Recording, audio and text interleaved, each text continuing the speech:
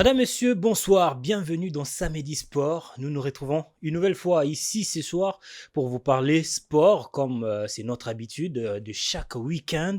Nous sommes aujourd'hui revenus avec quelques sujets, les sujets qui ont fait bouillonner la semaine, qui ont fait couler l'encre et salive. Et pour cela, comme d'habitude, Grâce Diroubama qui nous revient chaque samedi. Grâce, bonsoir. Bonsoir Joyce et bonsoir à ceux-là qui ont pris l'habitude de nous suivre chaque samedi à partir de 20h50. À partir de 20h50, c'est notre rendez-vous. Exactement. 20h50, c'est l'heure à laquelle nous parlons sport. La semaine a été mouvementée, surtout par cette lettre qui est venue déranger les esprits des sportifs congolais, la FIFA qui indexe la République démocratique du Congo. C'était prévisible, hein, surtout cet ultimatum de la FIFA à pouvoir recadrer les choses au niveau de la FECOFA et surtout l'ingérence de la politique congolaise au niveau du football. Donc c'était vraiment prévisible. Moi je le disais ici sur ce plateau, à l'allure où vont les choses, la FIFA pourrait toujours sanctionner la RDC dans la manière dont les choses s'est passées, surtout lorsqu'on voit le démarrage du championnat national où il y a eu déjà un format adopté du côté de la FECOFA, y compris la Ligue nationale de football. Mais côté ministère de Sport, il y a eu encore à boire et à manger. Il fallait encore se réunir autour d'une même table entre l'ADEFCO, qui est l'association des dirigeants du football congolais, et après le ministère de Sport qui va assurer la médiation, y compris la FECOFA et la Ligue nationale de football, chose que le comité de normalisation de la FECOFA n'a pas voulu. Et ça fait vraiment de tiraillements entre les deux parties, je dirais, la FECOFA et les ministères de Sport, jusqu'à ce qu'on puisse voir la lettre venant du secrétariat général du ministère de Sport qui n'a pas voulu. Vous avez assez d'arguments, Grâce Diakoubama. Voilà. C'était juste pour faire une mise en bouche, manger un petit... Non, mais il fallait déjà un petit truc pour amuser la galerie. Aller dans le détail parce que voilà, c'est l'actualité qui domine en ce net moment et ça fait aussi parler, ça fait vraiment parler et surtout, beaucoup de gens aimeraient assister à un nouveau championnat cette saison. Surtout, ça commence à temps réel et on aimerait aussi finir au mois de mai prochain. Merci beaucoup, messieurs. En face de lui, l'homme, c'est lui qui a marqué en quelque sorte l'histoire du football congolais, médaillé de bronze lors de la Coupe d'Afrique des Nations en 2015, médaillé d'argent avec l'association sportive Vita Club, médaillé d'or, là c'était en Ligue des Champions, en Coupe de la Confédération, médaillé d'or avec la formation de Raja Casablanca. On se souvient toujours de lui avec des beaux gestes, surtout ces 3 buts marqués lors de la finale en Ligue des Champions 2015, 2 buts ici à Kinshasa et 1 but en Algérie, 3 boulets de canon, et c'est lui, c'est grâce à lui, comme disent les sportifs congolais, qui est naquit un certain football club de Renaissance du Congo, les Mama Bidi. Bonsoir. Bonsoir. Ouais, ça va par la grâce de Dieu et je profite pour saluer tous les spectateurs de Innov TV. Position maintenant, Lema, on te voit ici à Kinshasa. Est-ce que Lema, maintenant, on peut dire, est en phase, est sous contrat avec un club ou est en phase de chercher, de trouver un club? Bon, pour l'instant, je suis libre de tout contrat, comme on le dit. Et j'étais avec Vita Club et j'avais signé un contrat de 2 ans. Et malheureusement, les choses n'ont pas marché comme c'était prévu. Et au bout d'une année, on venait de réaliser notre contrat. Là, actuellement, je suis libre et je suis à la phase de préparation. Et puis, je suis en train de chercher quelque chose de mieux pour aller ailleurs. Merci beaucoup, messieurs. On va revenir sur vous bientôt. On va débuter notre émission. Vous avez compris, j'ai Grâce Diakoubama à ma droite et Chiquito Lemama Bidi, ancien capitaine de la formation de Shark FC de Kinshasa, ancien de l'AS Vita Club à 2 reprises d'ailleurs. Il est parti après Vita Club rejoindre la formation de CS Faxien. Ensuite, il s'est engagé avec la formation de Raja Athletic Club de Casablanca. Il s'est envolé après le Maroc pour s'engager avec Sabay FK, Al Kowa ensuite, et après s'en est suivi le contrat avec Al Diwaniwa SC, et il est revenu au pays la saison passée et a joué la Ligue des Champions avec la formation de l'AS Vita Club. C'était le grand retour. On va en parler ici en long et en large, mais d'abord grâce à Obama. On va retracer le fait, puisque le championnat national a déjà débuté. Le mercredi et jeudi dernier, les matchs se sont joués au stade de Kourarampova et également à l'intérieur, c'est au centre Kourarampova et à l'intérieur du pays. Enfin, le Connor a gagné son premier round face au ministère du Sport. Tout à fait. On peut se le dire ainsi, puisque voilà, le Connor a remporté sa bataille avec le ministère des Sports qui voulait à ce que toute le parti se réunisse et se mette autour d'une table pour enfin commencer cette nouvelle saison, c'est-à-dire la 29e édition de la Ligue nationale de football, chose qui n'a pas été réalisée entre les trois parties. Mais au moins, le championnat national a démarré ici à Kinshasa. Le championnat a démarré où c'est dans un terrain privé, le terrain de la FECOFA. Là où Kaboul n'a pas de pouvoir. Exactement, là où le ministre des Sports n'a pas de pouvoir, parce que déjà on avait vu, comme je l'ai dit, de l'entame, une lettre du secrétariat général des sports surgir et interdire les activités dans le stade, dans les infrastructures de l'État congolais. Donc, on a avancé des raisons. Il paraît-il que ces stades sont en pleine réhabilitation. Est-ce que vous cautionnez? Est-ce que cet argumentaire-là tient? Parce que on peut se poser certainement la question, hormis les stades de Martyrs, les stades Tata Raphaël, où les travaux ont été arrêtés juste avant le jeu de la francophonie. Je ne sais ou pas encore, si les travaux est-ce que ça ont compte repris. Voilà, c'est ça la question. Là, il faudrait... Au stade de Kibasa Maliba, on est à Kinshasa, on espère qu'il y a des travaux qui se font là-bas. Le stade va abriter les championnats, par exemple. Ce sont les 3 stades qui sont en train de subir le coup de marteau. Mais par exemple, le stade qui a abrité la rencontre Mazembe face à Simba Diour, c'est pas un stade qui était en réhabilitation pour se conformer aux standards internationaux. Est-ce que le gouverneur de l'intérieur, parce que cette lettre était adressée aussi à leur autorité, est-ce qu'ils ont certainement manqué du respect au ministre des Sports?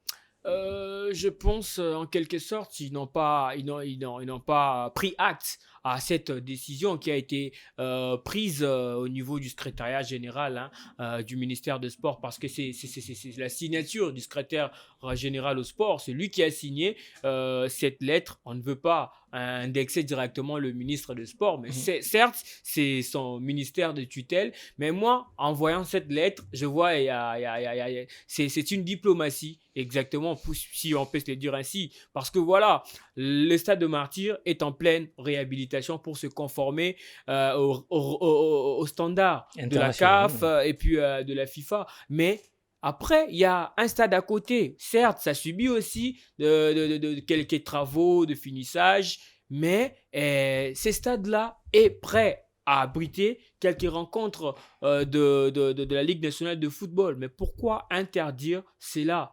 Moi, je pense que ce n'est pas une bonne décision. Si on devait quand même se mettre autour d'une table comme le ministre des Sports le veut réellement, il fallait quand même amorcer d'autres démarches pour pouvoir interpeller toutes les parties prenantes. Est-ce que c'était le rôle, puisque le ministre des Sports a réagi après la lettre de la FIFA disant qu'il était d'ailleurs préoccupé, ça, on n'en doute pas, son implication pour le développement du football congolais, Kaboulou, en tout cas on n'en doute pas, mais est-ce que c'était le rôle du ministre des Sports de jouer la médiation? Est-ce que c'est lui le représentant de la FIFA ici en RDC en matière de sport? Je pense que si... En matière de football plutôt. Si on veut vraiment mettre les choses au clair, aujourd'hui, le ministre de Sport est comme, je dirais, un papa dans une maison. Et après qu'on puisse prendre toutes les décisions, et on va maintenant proposer cela à papa. Et après, papa va voir ce qu'il y a de mieux. Et après, directement, lancer les choses. Mais ce n'est pas ce qu'on a eu à remarquer avec le ministre de Sport actuel, François-Claude Kaboulou Mwana Kaboulou.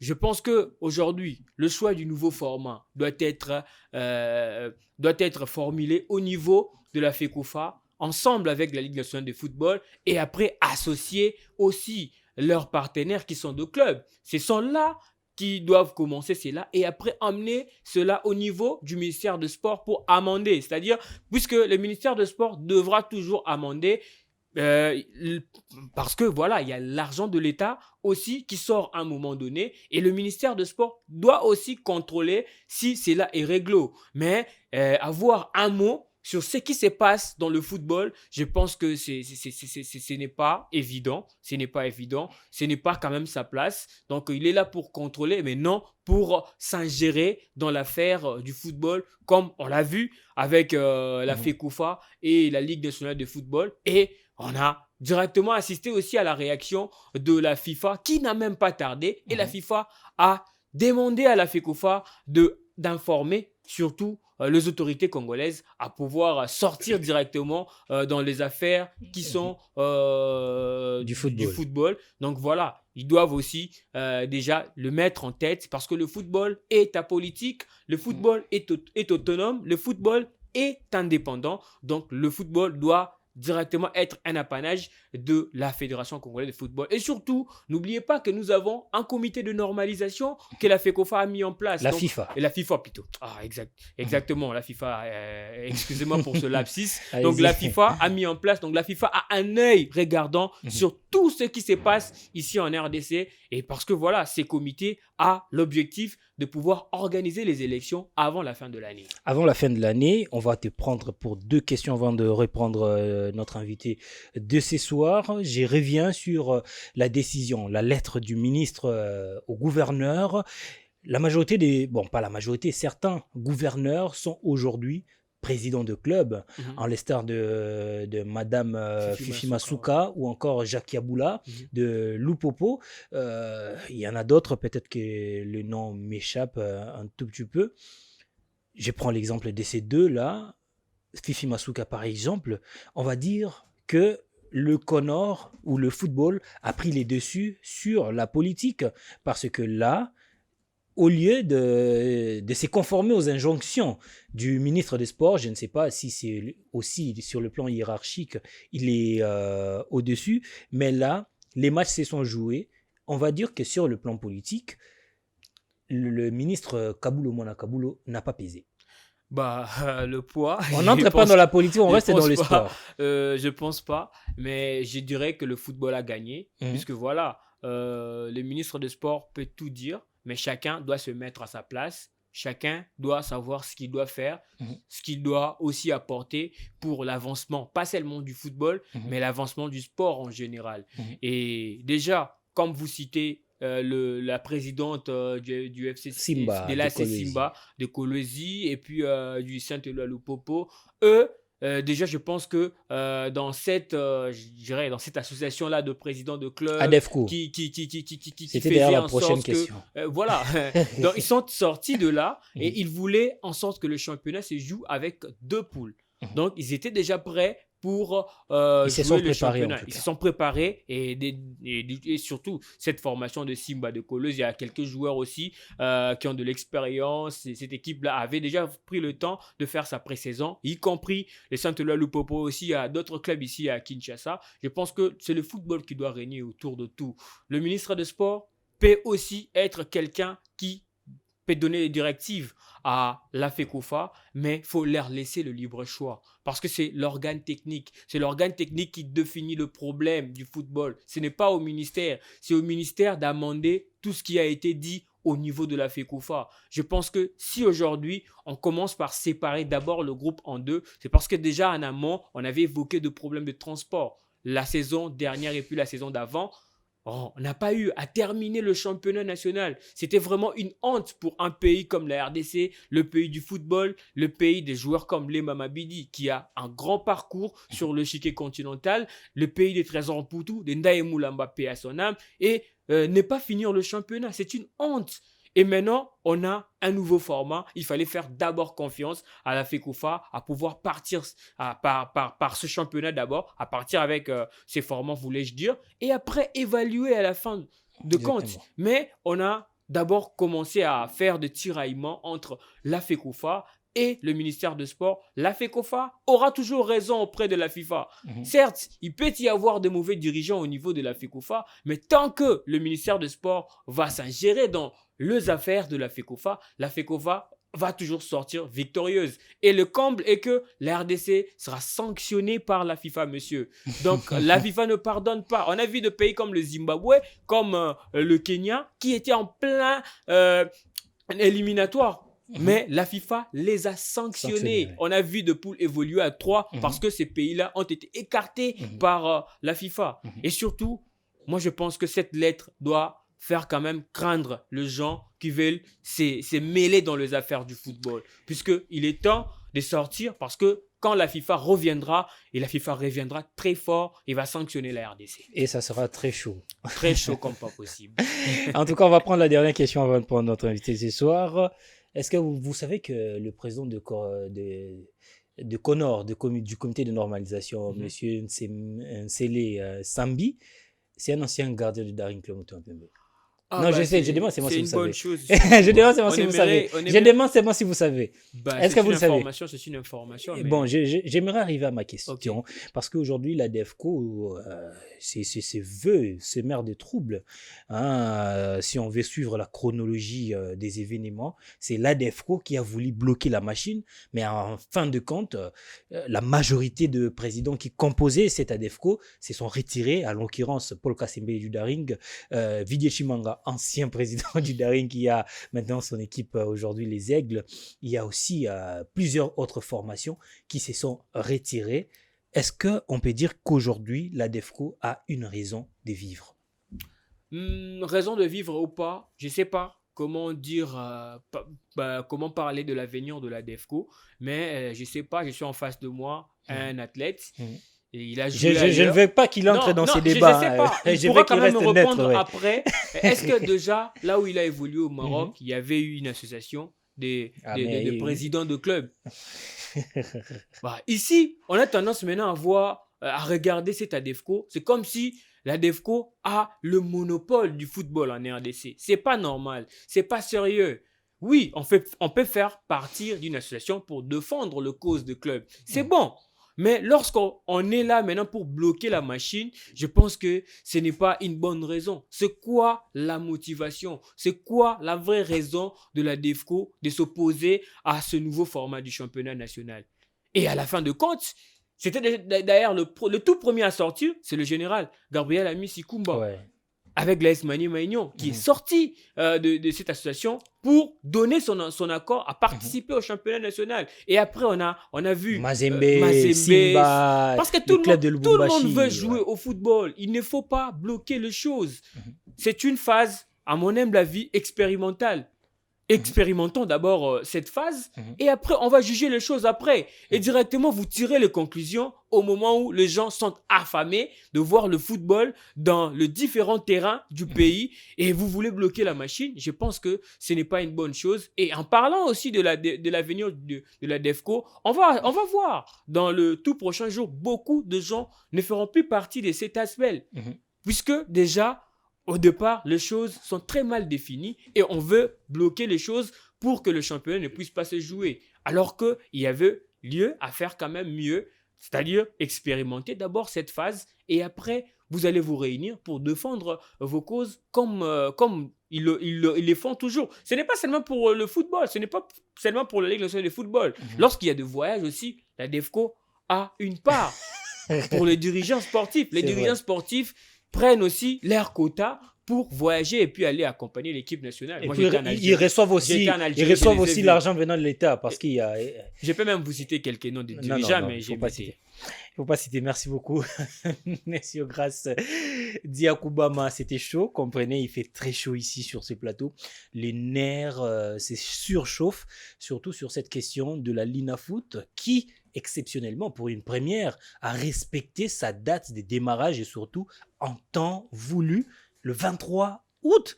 C'est un record. Je le dirais, à l'époque des LEMA, ça commençait au mois de décembre parfois pour ne pas prendre fin. Vous avez beaucoup évolué à l'extérieur de la RDC, en Tunisie, au Maroc, au Qatar, Azerbaïdjan, excusez-moi, dans plusieurs pays, surtout ce sont des pays arabes. Est-ce que là-bas aussi le championnat connaît tout ça comme Grace voulait dire, des syndicats de présidents qui bloquent le championnat? Moi, je vais juste appuyer ce que Grace a dit. Et ça peut se faire qu'il y a une communauté de dirigeants pour défendre une cause, mais ils ne sont pas là pour bloquer l'évolution du championnat. Moi, je trouve que ce qui se passe dans notre pays, c'est un peu abusif. Donc, moi, étant que joueur, je ne peux pas aller vraiment dans ce stade. Je vais juste rester neutre. Et moi, mon seul souci, c'est que notre championnat reprenne dans des conditions où s'évoluait avant. Et moi, je me rappelle à l'époque, nous, on a quand même joué la Linafoot et puis c'est terminé à bonne et due forme. Exactement. Ça fait au moins 4-5 ans. Et si j'ai une bonne mémoire, ça fait au moins 3-4 ans que la Linafoot ne se termine pas. Donc, ça fait honte, comme Grâce a dit.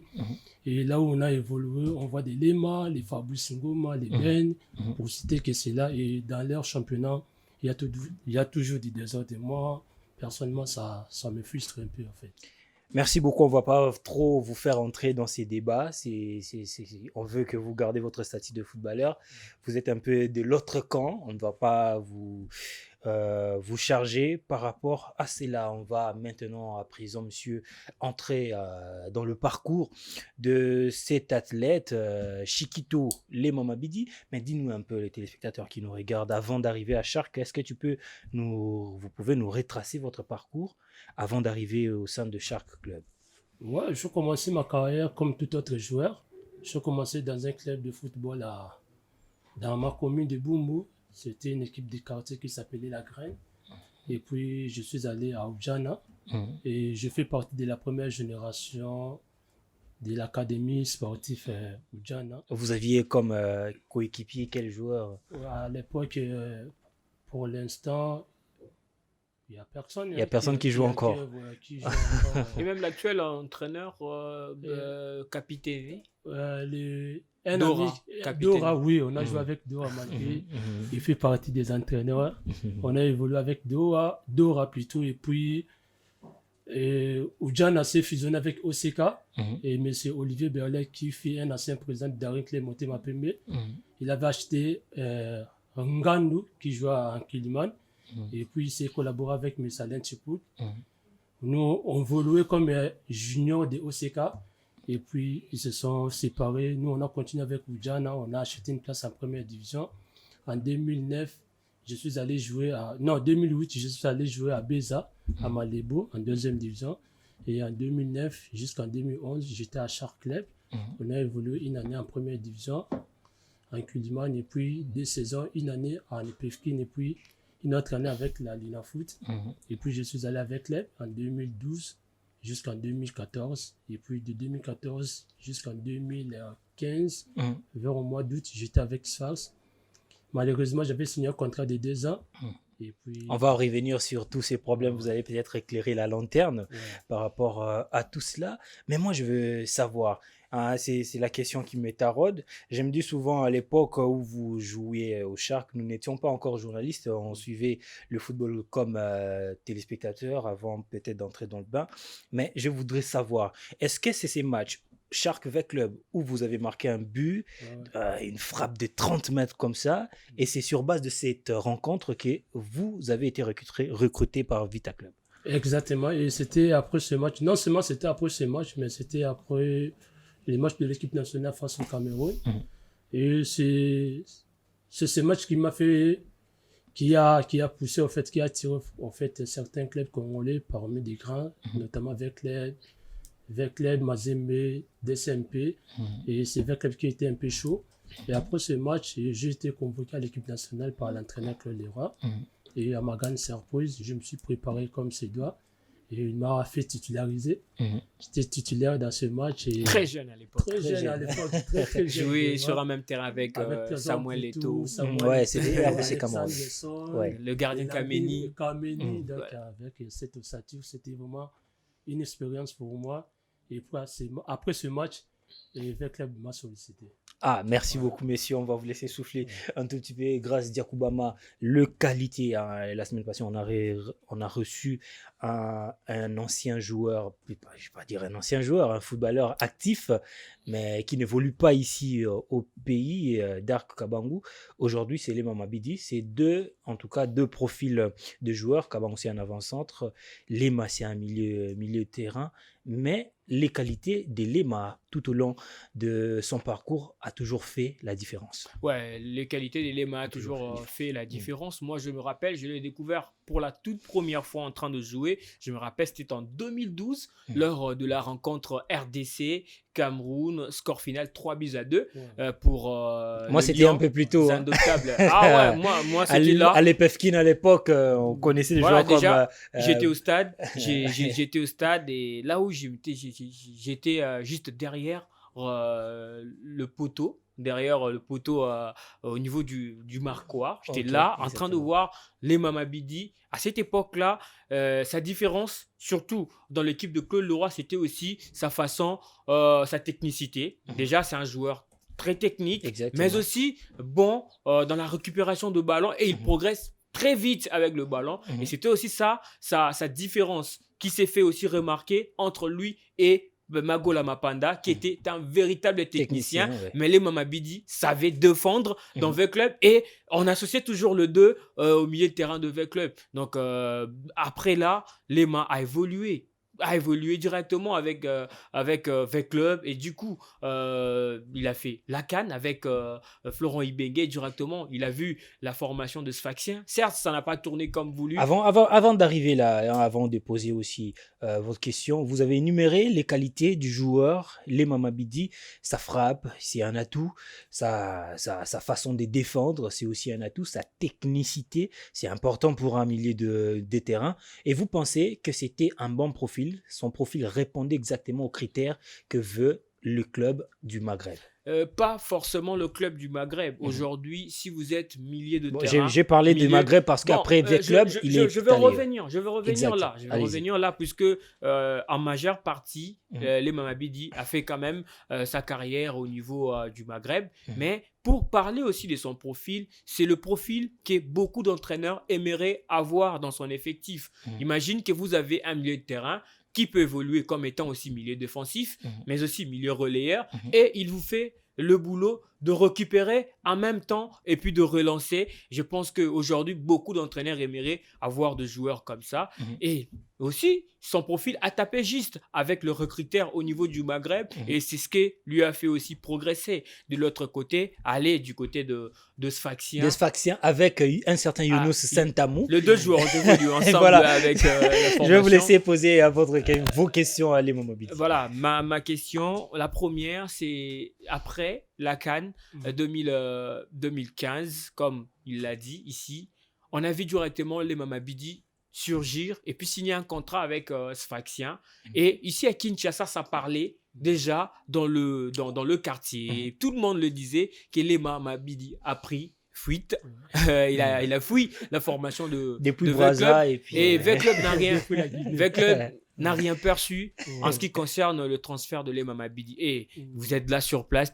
Est-ce que vous pouvez approuver cela ou c'est quand même faux? Ouais, en fait, comme j'ai toujours dit, ça c'est vraiment... C'est un dossier un peu sensible et c'est vraiment une longue histoire avec ce dossier. Mais c'est déjà le passé. Hein, ouais, c'est déjà le passé, mais... Vous avez quand même renoué avec Vita Club. ouais, exactement.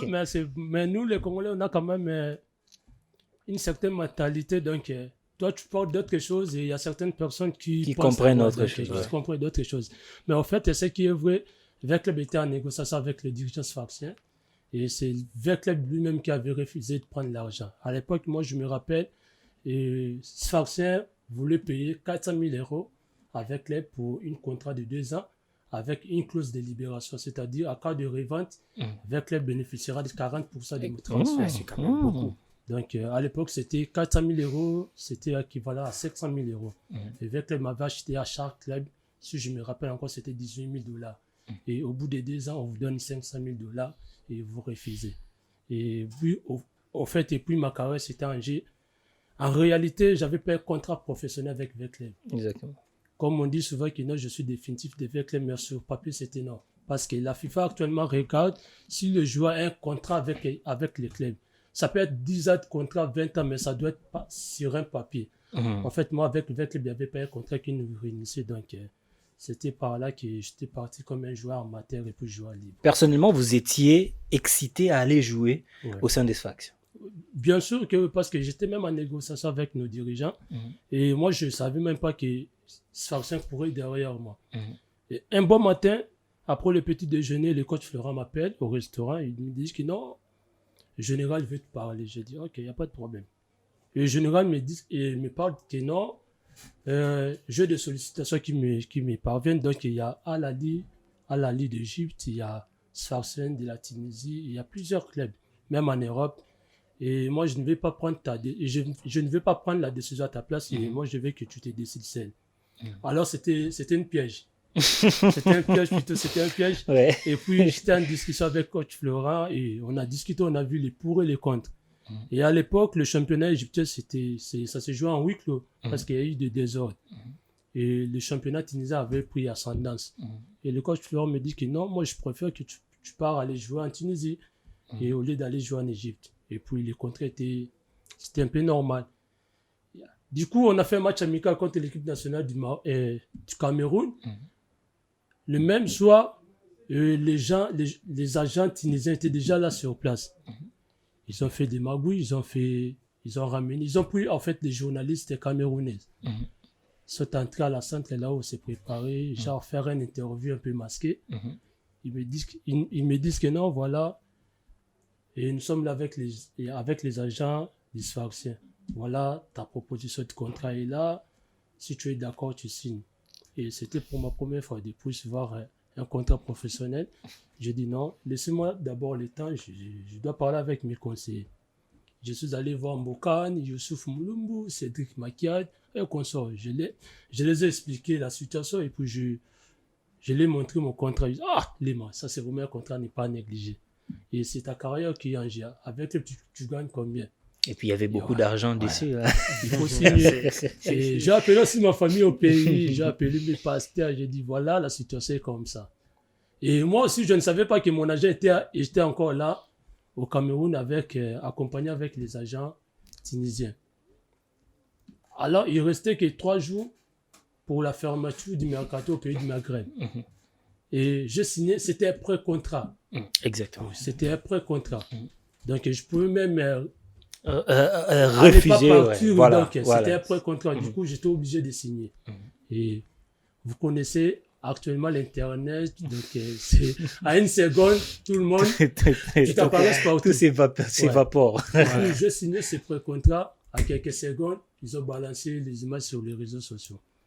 Et le lendemain, le général m'appelle, pourquoi tu as fait ça? Pourquoi tu as signé ce contrat? Nous, on n'a pas encore aperçu l'argent. Au moment que j'avais signé ce pré-contrat, le club déjà avait délégué un manager en Tunisie pour aller négocier nos contrats entre moi et Younous. Et Sfaxien proposait 300 000 pour Younous et 400 000 euros pour les madons. 700 000 euros pour 2 joueurs, pour 2 autres contrats. Et puis, ça a créé des problèmes. Et l'agent le manager devait passer 1 mois en négociation en Tunisie. Et puis, à la dernière minute, il me dit, moi, j'ai tout fait et pour convaincre nos dirigeants. Et moi, je pense que tu es le maître de ces dossiers. Moi, je peux t'accompagner et tu peux signer ce contrat pour que tu pars jouer libre. Et c'est ça qui m'a motivé, en fait. Et puis, après le dernier match face à Guinée équatoriale, et je suis allé voir le coach, je dis coach, moi, en tout cas, j'ai pris ma décision, je dois partir.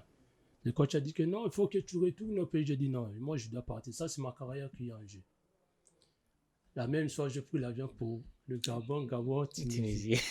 Donc, vous avez officiellement annoncé votre départ à votre coach aussi des Vita Club. Exactement. Ouais. Merci beaucoup, messieurs. On ne va pas s'attarder sur cette question. Est-ce que vous avez ajouté? Ah bon, voilà, si on va quand même essayer de progresser. Moi, j'ai des questions un peu chaudes, mais j'aimerais que vous posiez une question avant que moi, je n'ai pas assez de questions chaudes. Mais bon, on parle de Sfaxien et après, ça n'a pas tourné comme prévu. Les Mamabidi étaient obligés de quitter Sfaxien pour rejoindre la formation du Raja de Casablanca où il a fait la pluie et les beaux temps. Mais revenons quand même au niveau de Sfaxien. C'est encore quoi qui n'a pas marché pour que les Mamabidi puissent quitter aussitôt arrivé? Déjà, côté V-Club, là, vous êtes séparés pas en bons termes. Et après, côté Sfaxien, c'était encore le même problème qui s'est reproduit, genre tu te sépares avec le club, pas à bon terme encore. En fait, le problème, c'était dit à mon argent du contrat, c'est la prime à la signature. Et c'était prévu au moment où je fasse ma visite médicale, j'ai perçu mon argent. Et je suis arrivé en Tunisie, j'ai passé la visite médicale, le résultat était positif. Et du coup, je commence à jouer. Et ils me disent que non, il faut attendre. Et c'était prévu que la première tranche était de 50 000 euros. Ils m'ont donné que 25 000 euros. Il restait encore 50%. Ouais. Ils me disent que non, c'était... Juste pour la première tranche. Juste la première tranche, c'était 50 000 euros. Ils m'ont donné la moitié, 25 000 euros. J'ai dit non, ça, c'est pas grave, je vais jouer. Et ça a passé au moins 3 mois. Je devais encore toucher ma deuxième tranche. Ça commence à créer des problèmes. J'ai dit non. Et puis, je jouais que 11 matchs. C'était le 11 match du phase retour parce que je suis arrivé au moment que la phase retour avait déjà commencé. J'ai joué juste les 11 matchs, les 11 derniers matchs restants. Et puis j'ai dit non, je ne peux pas continuer comme ça parce que mon contrat était de 2 ans. Le problème qui est là, après, je portais plainte à la FIFA. Le mal en est qu'ils ont trafiqué la Russie. C'était le même numéro du récit, le même montant, mais ils ont changé juste la date. Et j'ai touché mon argent, c'était le 4 avril 2015. Et après avoir été appelé par la FIFA, ils ont changé le même numéro, mais avec notre date. Et c'est ce qui a créé problème. Donc, je résiliais mon contrat, c'est parce que je n'avais pas touché mon argent comme c'était. Donc, mais après, vous avez gagné votre procès au niveau de la FIFA. Après. Merci beaucoup, messieurs. Vous êtes partis au Raja de Casablanca juste après avoir résilié votre contrat chez Sfaxien. Sfaxien, d'ailleurs, que vous avez affronté en demi-finale de la Ligue des Champions en 2014, que vous avez éliminé après une victoire ici à domicile 2-1 et une autre à l'extérieur 2-0.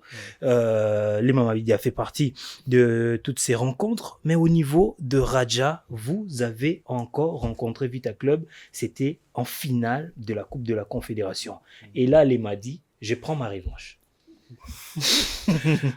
En fait, c'était pas vraiment une revanche, c'était juste mon souhait. Et je voulais être appelé champion d'Afrique avec une médaille d'or. Et c'est quelque chose qui a été dit, qui a été fait aussi. Et pour moi, c'était vraiment une satisfaction énorme. Parce que c'était un moment où j'attendais de ma carrière. J'avais raté la finale avec Vita Club. Et j'étais vraiment obligé de la remporter avec Raja de Casablanca. Et malheureusement, c'était face avec l'Aigle. On parlerait d'une menace après le sacre du Raja ici à Kinshasa en 2018. Est-ce vrai que la famille de Lema a été menacée après que Lema soit sacré champion d'Afrique avec le Raja de Casablanca? Je peux dire oui, mais j'étais un peu visionnaire. Avant déjà la finale ici à Kinshasa et surtout le match était parce que moi personnellement j'étais convaincu, je savais que on allait remporter le titre et puis j'avais pris l'initiative de sécuriser ma famille et j'avais appelé des officiers militaires dans sa craignée pour sécuriser un peu ma famille et puis c'était aussi vraiment prédité. Après la finale, il y a certains supporters mal intentionnés qui voulaient aller menacer ma famille. Et arrivé là-bas, ils ont trouvé des officiels. Des officiels, vraiment. En tout cas, j'aimerais savoir, parce que vous êtes l'un des témoins de cette grande finale, à l'interne, surtout. Vous étiez nombreux de joueurs congolais, mais du côté Raja, vous étiez seul, hein, l'unique congolais. Ouais, exactement. Du côté congolais, il y avait plusieurs joueurs. À l'instar Fabrice qui vous a rejoint après au niveau de Raja Mundele Makusu, que nous invitons d'ailleurs à passer chez nous malgré son nouveau contrat. Félicitations. Comment vous avez préparé cette finale, sachant que vous, personnellement, Lema, vous saviez que devant ces genres de rencontres, V Club est impardonnable à Kinshasa. Vous, au niveau du Raja, comment vous avez préparé à l'interne cette finale pour la remporter? Bon, en fait, la différence, c'est que je jouais la finale avec Vita Club et je jouais la finale avec Raja. Et déjà, j'ai remporté plusieurs titres avec Raja et j'ai vu comment préparer la finale. C'est vraiment différent avec nos clubs africains là. Et malheureusement, je profite de dire ça devant tout le monde. Et la façon dont Raja préparait la finale, j'ai revu encore l'image de notre finale contre Sétif en 2014. C'est vraiment différent. C'est vraiment différent par rapport au comportement des dirigeants, par rapport au comportement des joueurs. C'est vraiment un autre niveau en fait. On était vraiment concentrés du début jusqu'à la fin. Et moi, une chose, je disais aux dirigeants du Raja, je leur disais que Verkleb, c'est une équipe que je connais par cœur. Et on peut battre Verkleb 3, 4, 5, mais à Kinshasa, on ne va pas passer. Et on doit terminer ces matchs au Casablanca. Et chose qu'on avait fait, et puis arriver à Kinshasa, c'était pareil. Malgré certaines menaces, mais on était vraiment focalisé pour. On était venu avec nos sécurités. Donc voilà. Grâce Diakoubama. Une finale, ça se prépare, on dit, c'est devenu un adage. Une finale, ça se gagne, ça ne se joue pas. Le Raja de Casablanca en 2018 devant un Vita Club qui ne pardonnait pas. La génération Mundele Makusu, Kazadi Batezadio, Mukoko Batezadio, il y avait qui encore Jean-Marc Makusu, Djouma Chabani, Jésus Moloko, le gardien Nelson Lukang. Ils étaient vraiment avec Momo aussi qui était là, Fabrice Ngoma, un armada qui ne pardonnait pas. Le Raja de Casablanca, je crois bien, vous étiez déjà vous avez joué au même lors de la phase de groupe avec Vita Club, et Vita Club avait battu le Raja ici 2-0 avec 2 buts de Makusu, si je ne me trompe pas. Un but de Makusu et un but de Ngoma. Voilà, c'était un but de Makusu qui humiliait d'ailleurs le Raja de Casablanca.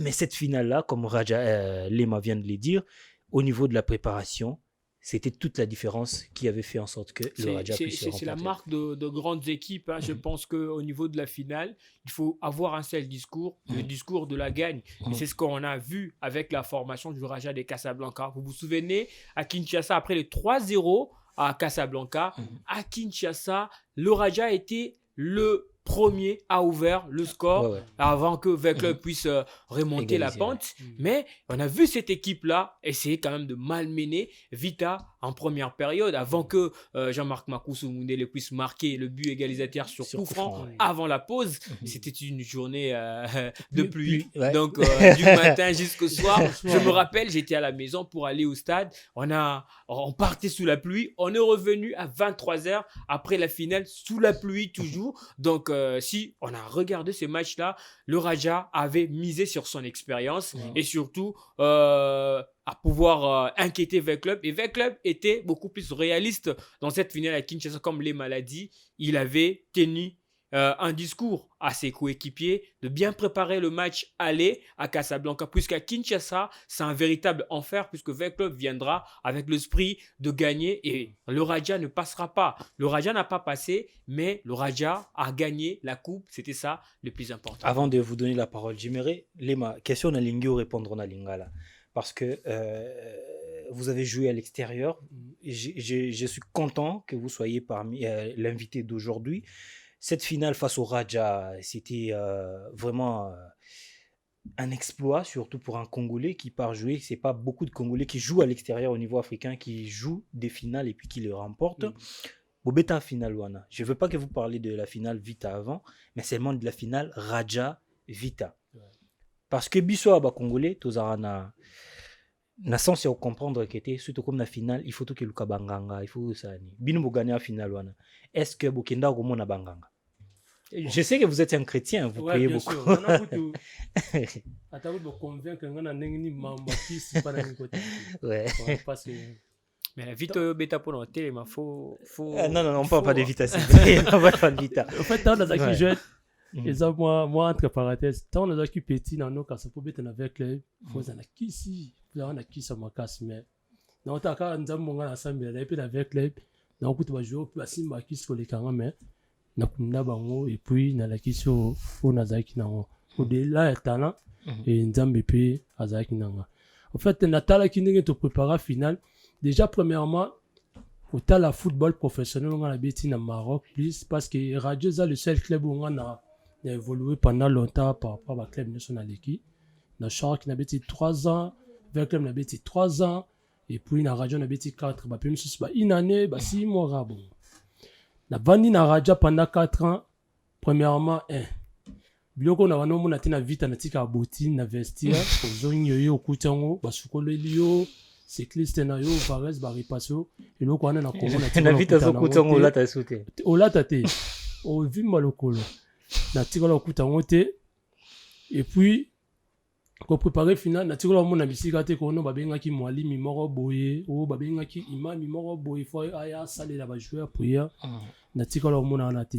Et donc, grâce à lui, discours, bah, diction, on peut se dire qu'un discours en motivation. C'est pour gagner, c'est pour gagner, donc, bah, pousser, puis nous, on a bien fort. Donc, bah, pousser, puis nous, que non, bah, il faut que nous, kota, ndaku boye, que nous, ça, les locaux boye. Oui, c'est vrai, m'tazana, bah, croyance, nae, parce que, bah, musulman, puis, bah, ça, bah, principe, que les capitaux, t'es bis, bah, chrétien. Faut qu'on se le dise. Bis, bah, chrétien, t'as qu'à dire mal, il y a qu'on respecter, bah, bleu, mais, bah, musulman, c'est, bah, essayer directif et locaux, bah, qui n'en ont pas souka. Donc, chacun a sa croyance, mais, qu'on prépare final, la tire, le monde a été que non, joue à moi, essayer coach, que non, coach, n'abîme local, n'a pas de n'a pas oui. Donc, on a tiré le monde, on a qu'à travailler. Toujours travailler, toujours visionner vers le club, toujours travailler, toujours visionner le match avec le club. Et nous, ça que non, tout remporter finalement. Dans mon tout pété, aya Sabino qui était une des années, il faut payer ça moitié à prime nayo pour. Jamais. Ça m'a coûté. Voilà, c'est en fait ça la différence que je voulais nos jeunes footballeurs puissent savoir, qui est l'unique, comme on dit en lingala, qui s'y a balayé, c'est l'entraînement. On a un exemple pimpant devant nous qui nous explique comment il y a eu préparation d'une finale. Il y avait la motivation, vous l'avez dit, il y avait de primes, il y avait de préparation au niveau de visionnage de vidéos, et il y avait l'entraînement. C'est tout ce qui a fait en sorte que le Raja de Casablanca puisse faire la différence. Et c'est très important pour que nos jeunes le sachent et que ça puisse leur changer leur mentalité de concevoir le football dans le haut niveau. Bien sûr, dans le haut niveau aujourd'hui, Lema, c'est un témoin oculaire. Il nous a partagé cette expérience-là. Je pense que ce qui fait gagner, c'est le travail. Et le résultat n'est qu'une suite logique de ce que vous avez eu à faire au niveau de l'entraînement. Et c'est ce qui s'est fait ailleurs avec des clubs du Maghreb. Aujourd'hui, ce sont les clubs qui sont exigeants en termes de résultats. Lorsque ça ne marche pas, vous êtes obligé de quitter le club. Et lorsque ça marche, ce club-là va tout miser pour vous garder. Les maladies, aujourd'hui, il a fait 4 ans au sein du Raja de Casablanca, mais c'est pas beaucoup de Noirs, des Africains noirs, qui font plus de 4 ans dans de ce genre de clubs comme le Raja de Casablanca. On l'a vu, on l'a vraiment vu, même au niveau de Al Ahly de l'Égypte. Donc c'est pas de clubs qui gardent assez des Africains noirs, à moins que vous puissiez faire l'exception et créer la différence. Et je pense que ce qu'il a dit, c'est très important pour les jeunes qui nous suivent, qui pensent que le football, c'est toujours le fétiche. Non, c'est d'abord le travail et surtout la patience aussi. Il faut d'abord commencer par la patience et continuer à travailler. Un jour, ça va payer. Et aujourd'hui, l'exemple est là. Quelqu'un qui est en face de moi, c'est sa patience et son travail qui a payé au niveau du Maghreb. Et aussi, la différence, c'est que la discipline de Lema Mabidi a ouvert la porte à plusieurs autres Congolais, parce qu'après lui, il y a eu plusieurs, avant lui, en tout cas moi que je ne me trompe, avant lui, il n'y avait eu que Deo Kanda qui avait joué au sein de Raja, mais après lui, il y a eu Ben Malango, Darkabangu, Fabrice Ngoma, donc des Congolais qui sont passés, Badi Banga aussi, on en parlait sur le couloir, qui sont passés au sein de Raja de Casablanca. Tout comme Nasuka, la question c'est qu'on a répondre à la peau pour que Batouba comprendre, retenir quelque chose beaucoup plus. Et ça, différence nini, Oeza na football pour baisser plus dans les pays arabes, différence ni ça, kuna côté contrat, respect à contrat, respect à il y a joueur, il y a traitement à joueur na anakin et puis et le roni olinga échanger vraiment na football na biso na Congo. Côté organisation plus qu'à côté organisation de Tobita c'était surtout na championnat na biso. Je crois que grâce déjà na début émission il était un peu chaud à attaquer déjà. Il y a moins des élèves qui ont besoin de déplorer chaque jour. Dans les années Congo, et besoin de période de plus, même dans la radio, au moins apparemment il y a kotika mwana na ye na centre de formation balakisi bano mais tandis que biso na Congo akoleka na balabala okomona mwana mwa mokie ayibosopa déjà oyo atangi nango te abotami nango donc ya biso eza ya makila mais eloko ezoboma biso plus eza encadrement et puis organisation sérieux vraiment eza te et biso bakongolais toza plus na opesa bapromesse mais koréaliser toza nango vraiment te biso tokosenga kaka bacha ordre na championnat na biso. Ça fait honte au monde, championnat congolais beti 3 mois, championnat katana depuis décembre. Donc passer plus de 8 mois championnat beti amaté, mais tandis qu'il y a certains pays africains, on va dire aussi ça championnat il y a même pas 1 mois. Raja plutôt Maroc, on va dire aussi ça championnat il y a même pas 1 mois, mais dans 1 mois et demi à bazo ba naso saison sus. Donc au moins qui ba diriger bacha mois sérieux. Donc biso to senga ka sérieux na mboka na biso. Bespace otonga ba stade des ebele na mboka oyo. Et koluka ko miser plus na jeunesse biso toza qui peut-être chance wana te mais football actuel est comme plus na ba jeune ba meka ko encadrer ba jeune et ba fongola ba ouverture na ba partenaire ba zoni ngabaya ko tonga ba centre de formation ko tshela bango ba impôt moko moyen pour qui permettre que exactement ni na biso football na biso qui est vraiment liboso plus to singa ka organisation pour na sérieux. Donc, s'il y a de l'organisation aujourd'hui, c'est déjà un bon acte de l'EMA. Il est allé à Sfax. C'est un gars qui n'a pas pu se dire comment. On appelle ça, par exemple, plus il y a Maroc pour les pays où on a vendu trop et puis on a moni et belé, on a apprendre un peu belé dans le football. Championnat marocain, c'est un ndengeni.